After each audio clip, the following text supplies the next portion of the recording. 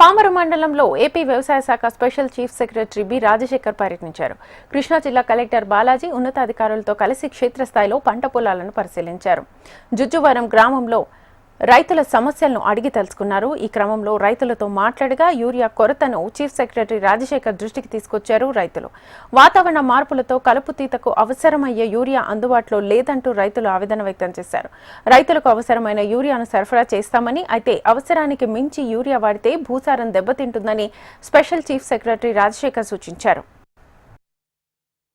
అదే కూలింగ్ ఉంటే మేలో వాళ్ళ పడుతుంది తినడానికి మరి బీపీటీ వాడతారు.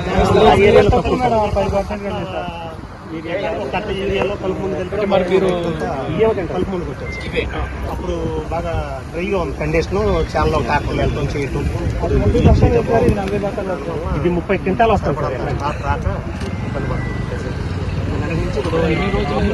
ఇది 60 days సార్. ఇది డైరెక్ట్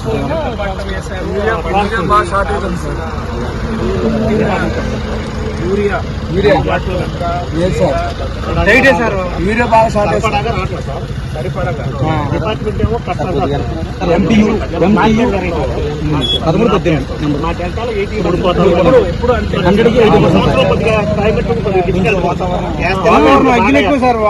ఒక వారం ఉండేసరికి మళ్ళీ ఒక అరకట్ట మెంజూరు వేడికి మరి మీరు అదే కూలింగ్ ఉంటే 7 మేలో వాళ్ళ పడడానికి మరి దాని వల్ల ఫస్ట్ కలుపు ముందు కొడతాక ఒక పోగులు ఉడుతున్నారు. 60 ఓడవలసిన 12-15 ఓడుతున్నారు.